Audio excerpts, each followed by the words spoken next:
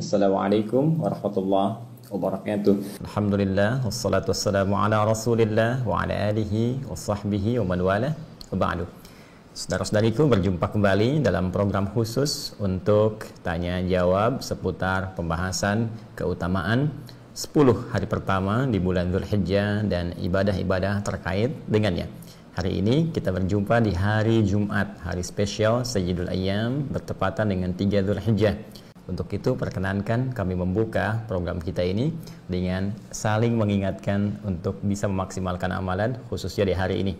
Ingat, ada bacaan Al-Quran yang spesial di hari ini, khususnya surat Al-Kahf. Itu ada peningkatan sholawat terhadap Rasulullah SAW, keutamaan bersedekah, dan tentunya bagi para pria khususnya ada keutamaan menunaikan ibadah salat Jumat dengan segala sunnah-sunnah yang melekat di dalamnya. Mari kita maksimalkan itu. Dan satu yang paling istimewa, ada doa yang sekiranya bisa terijabah dengan cepat di waktu-waktu khusus spesial di hari Jumat ini. Ada yang menafsirkan seluruh bagian di Jumat dari mulai fajar sampai akan terbenam matahari. Ada yang menafsirkan saat khatib duduk di antara dua khutbah. Ada yang menafsirkan bahkan ba'da asar, waktu yang akan cepat menjelang ke maghrib. Di antara sekian itu, intinya kita maksimalkan dengan bermohon kepada Allah Subhanahu wa ta'ala. Baik, mari kita lihat apa yang teman-teman sajikan di sesi dialog kita. Kita ambil dari YouTube dulu. Baik, bismillahirrahmanirrahim. Pertanyaan dari saudara kita, seperti biasa saya tidak sebutkan nama tapi tercantum di sini. Assalamualaikum Ustadz. Waalaikumsalam warahmatullahi wabarakatuh. Mohon pencerahannya. Untuk korban seperti hewan kambing, apa harus menunggu hewan tersebut umurnya sudah dewasa untuk disembelih, dan minimal berapa umur hewan agar bisa dikorbankan? Mohon petunjuk, jazakallahu khair. Petunjuk kita mohonkan kepada Allah Subhanahu wa ta'ala. Dari situ kemudian kita lacak pada keterangan Rasulullah SAW yang menyampaikan secara detail pesan-pesan dan petunjuk Allah Subhanahu wa ta'ala yang diteruskan untuk sampai kepada kita, hamba-hamba Allah dan umat Nabi Muhammad SAW. Untuk melacak keterangan Nabi SAW, kita kembali kepada kitab-kitab hadis yang merangkum keterangan Rasulullah yang bisa kita akses. Di antara pertanyaan Anda ini, kita bisa temukan di antaranya dalam hadis riwayat Muslim, nomor hadis 1963. Ya, riwayatnya bersumber dari sahabat Jabir radhiyallahu taala anhu, anin Nabi sallallahu alaihi wasallam, dari Nabi sallallahu alaihi wasallam, qala, beliau bersabda, la tadhbahu illa musinnatan. Janganlah kalian menyembelih hewan, ya. Ini dalam konteks yang khusus untuk berkurban. Ya, illa musinnatan, kecuali hewan itu sudah cukup umurnya, ya, cukup usianya. Baik, jadi ini keterangan yang pertama yang bersumber dari Nabi SAW. Teruskan, illa an ya'sura alaikum, kecuali jika engkau memang benar-benar sulit tidak menemukan hewan dengan umur yang telah ditetapkan ini, maka fatadhbahu jaza'atan minad dha'ni, maka silahkan Anda sembelih hewan yang di bawah umur yang telah ditetapkan ini. Kalau kambing muda, kan, domba muda, demikian sapi atau unta, ya, dengan kondisi yang kasuistis tertentu saja. Baik, sekarang pertanyaannya, berapa batasan umur yang ditetapkan ini? Kita lacak kemudian keterangan para ulama, khususnya para ulama-ulama yang menjadi rujukan, ya, bintang di dalam kajian-kajian fiqih yang menelaah dengan sangat teliti keterangan Nabi SAW. Menurut para ulama, ini dibagi ke dalam 3 bagian. Jadi ada hewan jenis kambing dan domba, ada hewan seperti sapi dan kerbau, ada hewan unta.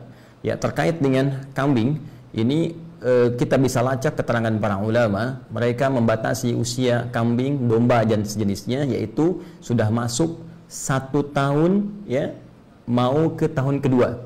Jadi usia setahun masuk ke tahun kedua. Jadi paling minimal setahun lah, ya, setahun. Kemudian dia akan masuk tahun kedua. Ini batas untuk hewan kambing dan domba. Ya, memang ada dari fikih Hanafi dan Hambali yang mengkhususkan untuk domba itu boleh usia 6 sampai 7 bulan.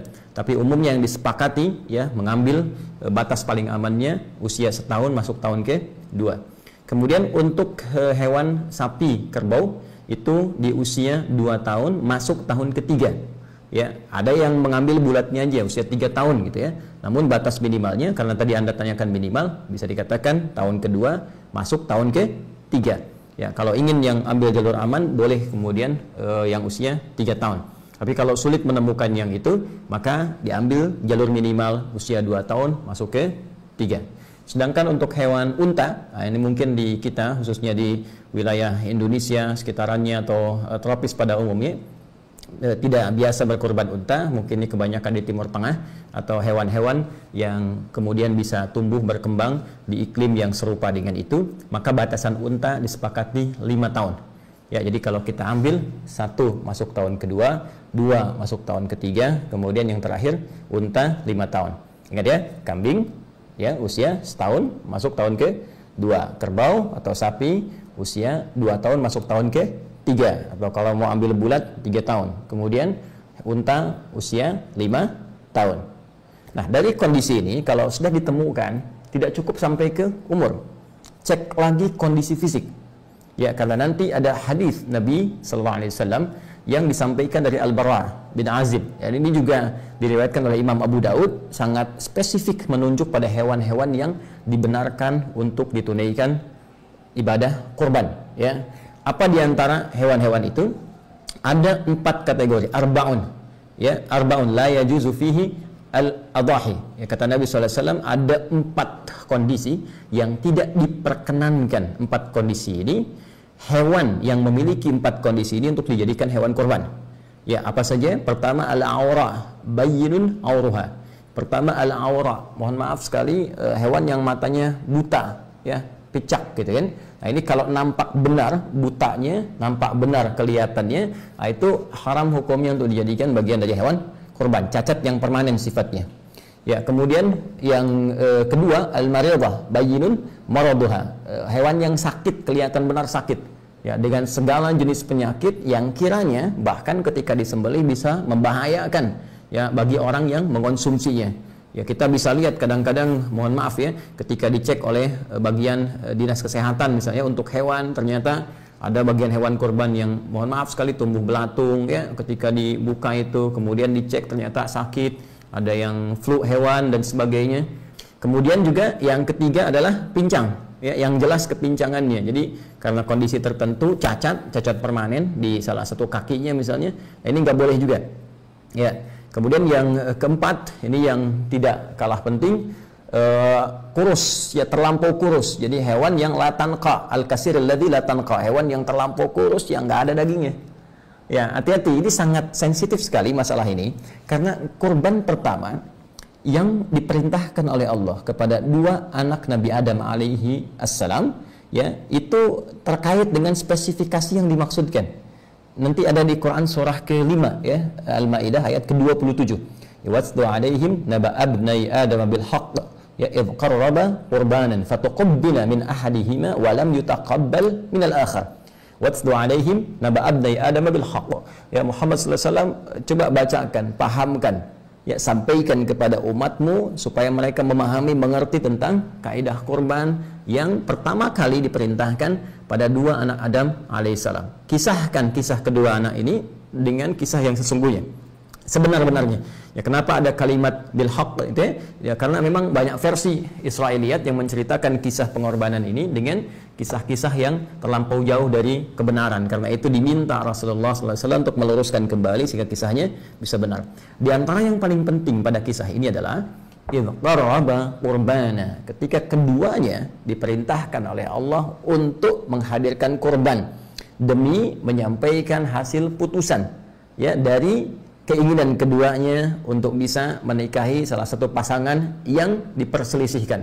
Ya, telah ditetapkan yang satu secara silang, kan? A kemudian ke C, B kemudian ke D, tapi ternyata yang A menginginkan pasangan yang berbeda, sehingga di situ dimintakan oleh Allah Subhanahu wa taala, ayo berikhtiar kalau begitu. Ya, nanti yang paling serius, yang paling benar, yang paling bagus takwanya, dia bisa mendapatkan apa yang dia inginkan. Ikhtiarnya dengan apa? Kurban. Nah, karena itu kurban ini teman-teman sekalian menjadi sebuah wasilah untuk berikhtiar supaya kita mendekat kepada Allah, yang dengan pendekatan itu, ini salah satu hikmahnya, kita bisa bermohon, dan permohonan kita itu akan terjadi percepatan dalam pengabulannya. Ya, kalau saya sedikit lompat sebentar, ya, kurban itu salah satu wasilah takwa. Ya, salah satu wasilah takwa. Karena nanti di ayat lain di Quran surah ke-22 Al-Hajj ketika Allah berfirman, "La yanalallaha luhumuha wala dima'uha walakin yanaluhu taqwa minkum." Ya, yang sampai kepada Allah bukan darahnya, bukan dagingnya dari korban itu, tetapi ketakwaan Anda. Ya, takwa itu menunjuk pada kesungguhannya, keseriusannya. Nah, jadi nanti yang dilihat dari dua anak cucu Adam ini, ya jadi bukan sekedar apa yang dikorbankan, tapi keseriusan yang menjadi gambaran dari nilai takwa yang tersemai di dalam jiwa. Nah, apa yang nampak itu? Fatuqabbala min ahadihima wa lam yutaqabbal min al-akhar. Maka dari ciri takwa ini kelihatan satu kata Allah diterima yang benar-benar menghadirkan nilai takwa ketika berkorban, yang satu lagi ditolak. Ketika ditelusuri kemudian kisahnya, ternyata yang diterima ini, Masya Allah, dia punya hewan ternak. Kemudian dari sekian hewan ternak itu ada di antara hewan yang sangat dia sayangi, berikan perhatian, jadi gemuk yang paling bagus, ya, dagingnya paling bagus, yang paling gemuk, yang paling bersih. Nah itu yang dia pilih untuk dikorbankan, ya, itu yang dia ajukan. Sementara yang satu lagi, dia punya perkebunan. Dari hasil kebunnya itu, ternyata dia berpikirnya begini, ya, seperti kelihatan logis, padahal dalam nalar syariat ini tidak masuk. Ya, seperti kelihatan logis dalam akal pikiran, padahal dalam nalar syariat ini tidak masuk. Jadi dia berprinsip begini, sudahlah, ini kan yang bagus-bagus dari hasil kebun, saya aja yang makan. Toh Allah nggak akan makan ini, jadi saya kasih yang jelek-jeleknya aja. Dia korbankan yang jeleknya, ya, dengan asumsi bahwa Allah nggak makan, Allah nggak minum, Allah nggak butuh ini, yang butuh penting gitu kan, saya korban. Ternyata prinsip yang seperti ini tidak mendapatkan penerimaan di sisi Allah Subhanahu wa taala. Sampai muncul penegasan, "Hei, ini hewan paling bagus pun yang sampai pada Allah bukan hewannya." Memang betul, bukan hewannya, bukan darahnya, tapi kesungguhan engkau dalam mempersembahkan itu. Ya, kesungguhan engkau dalam menyiapkan itu. Kamu nggak sungguh-sungguh nih. Korban kamu cuma yang jelek-jelek, korban kamu nggak bernilai, nggak ada kualitasnya. Maka diterimalah yang satu yang serius, yang ini ditolak. Dari sinilah kemudian muncul syariat kemudian sampai kepada kita untuk menunjukkan kesungguhan dalam berkorban. Jadi jangan sampai begini, cari yang biasa-biasa, apalagi punya aib yang 4 tadi, ya. Karena ini murah misalnya, ambil. Ini yang pincang aja, harganya diskon 50%. Nah, itu nggak bisa. Ya, maka orang-orang yang berkorban dari hasil-hasil yang tidak baik, maka sudah pasti tidak akan mendapatkan penerimaan dan tempat di sisi Allah Subhanahu wa ta'ala. Termasuk dikiaskan kepada harta yang dibelanjakan untuk korbannya. Ini juga menjadi penting. Ya, awas, hati-hati, uang hasil korupsi nggak boleh pakai korban.